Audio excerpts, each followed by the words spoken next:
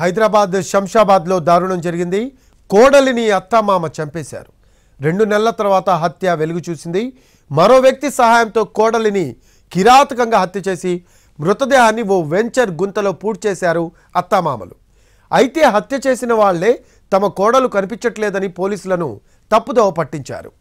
36 ఏళ్ల ఎం డోలీ కనిపించట్లేదని Shamshabad RGI police స్టేషన్లో ఫిర్యాదు చేశారు. మిస్సింగ్ కేసు నమోదు చేసి దర్యాప్తు చేసిన పోలీసులు డోలీ మిస్సింగ్ కేసు మిస్టరీని ఛేదించారు. కోడలతో అత్తకు సఖ్యత లేకపోవడంతోనే ఆమెను చంపేసినట్లు నిర్ధారించారు.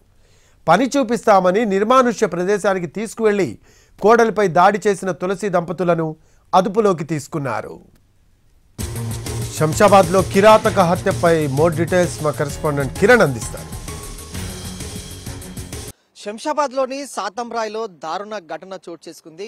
సొంత కూతురులా చూసుకోవాల్సిన అత్త మామ కోడల్ని అతి కిరాతకంగా హతమార్చారు. ఘటన ఆలస్యంగా వెలుగు చూసింది. ఘటనా స్థలం వద్ద మనం ఉన్నాము.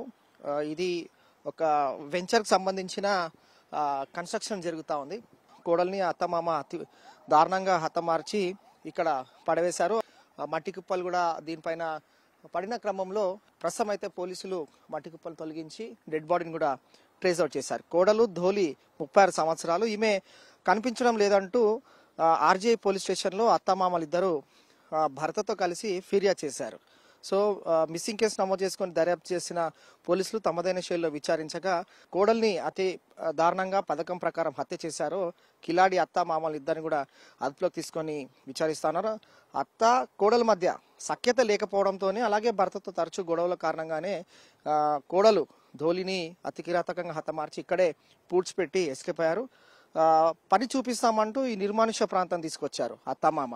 ఆ తర్వాత కోడలపై దాడి చేసి ఇక్కడ పూడ్చిపెట్టారు.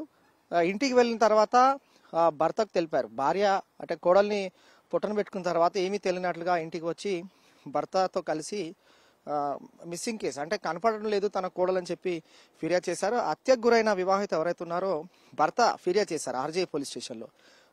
ఇక్కడైతే మిస్సింగ్ కేసు ఉందో దానికి సంబంధించి మిస్టరీని కూడా పోలీసులు దర్యాప్తులో భాగంగా ఇది హత్య కేసుగా తేల్చారు. ఎవరైతే కోడలు ధోలిని హతమార్చారో అత్త మామని ఇద్దరిని కూడా అదుపులోకి తీసుకున్నారు. ప్రస్తుతం అయితే అత్త తులసి అలాగే మామ అనంతి ఇద్దరిని పోలీసులు అదుపులోకి తీసుకొని విచారించారు. ఘటనా స్థలం వద్దనే పోస్ట్ మార్టం కూడా పూర్తయింది. మరి కొద్దిసేపట్లో ఇటు కుటుంబ సభ్యులకు కూడా మృతదేహాన్ని అప్పగించనున్నారు. ఇది latest update. Out to studio.